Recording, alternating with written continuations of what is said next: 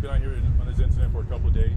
It originally came in as a gas leak, and it quickly turned into a major hazardous materials incident. At this point, we've mitigated most of the problem. Our bomb specialists and our hazmat techs believe they can have most of this done by tonight.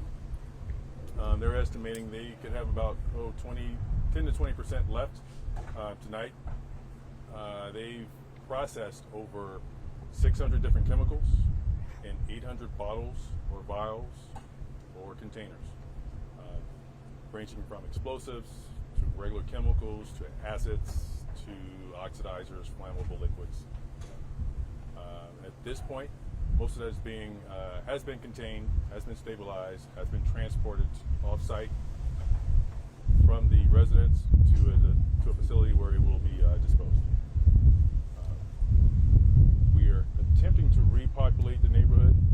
We'll know more by tonight. So we want to get those residents back in their home as soon as possible. We're sorry for the inconvenience. We appreciate their patience, their time. We want to make sure that their safety was the utmost important. Their safety is the utmost importance, and we want to make sure we could guarantee that. And we're working hard to ensure that. So at that point, I'll take some questions. I know that you guys are working through and discovering stuff. Was there any way to maybe prioritize what you looked at first, or is it just too hard to determine what the substances are? Like, did you go for liquid stuff? You know what I mean? I can't really speak to that. The experts have certain things that they look for as far as unstable, fluid, liquid, or solid. I will say that they had to go through and identify most of those items or most of that material first. So that was a big challenge. That's why it took so long for them to get up and going and start processing. So with that being said, they had to identify the actual product before they knew how to actually mitigate that particular product. What was the danger that they were concerned about? There were products that were explosives, flammable liquids, oxidizers, acids, things of that nature. So they were pretty much concerned about everything in the building they didn't know. There were vials in bottles or containers that were not labeled. So they had to actually go through the process of having to identify that and then take the appropriate measures. And what was the percentage of how much has been removed so far? I would say they've processed over 800 vials, bottles, or boxes. They probably have about 200 to 300 left.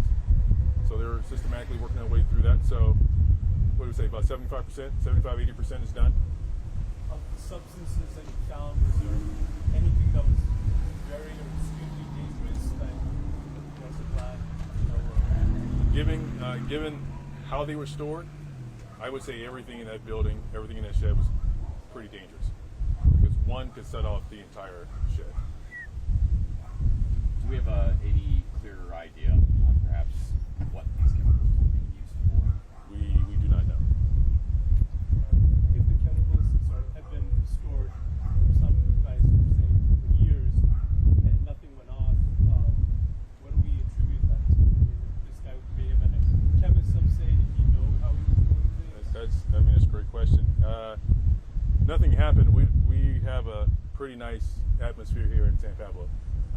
Temperatures don't really get above 80, 90 degrees, so they were pretty stable in that aspect, but he obviously knew what he was doing. He knew what he had, so he was making sure that, I don't know, I'm guessing, he knew more than we knew. So going into that particular structure, we had to be extra careful when we dealt with any and all vials, any and all containers, whereas he had knowledge of what he was dealing with. So with that knowledge that goes a long way. So if you have something that's light sensitive, we don't know that, but he does, so he's going to keep it dark. If you have something that's motion sensitive, he knows that, we don't, so he knows not to shake it. So we're dealing with trying to identify exactly what it is, what are the characteristics of that particular product, and deal with it accordingly. You said you're working to repopulate the neighborhood. Should folks expect to still be at the college through the night, or? Can't really confirm how long they'll be there. We're trying to wrap up and get most of the residents in the area repopulated. We will continue to update them. Hopefully those updates will come a lot quicker, and we can get most of them back. Do you expect to continue to work tomorrow, just maybe with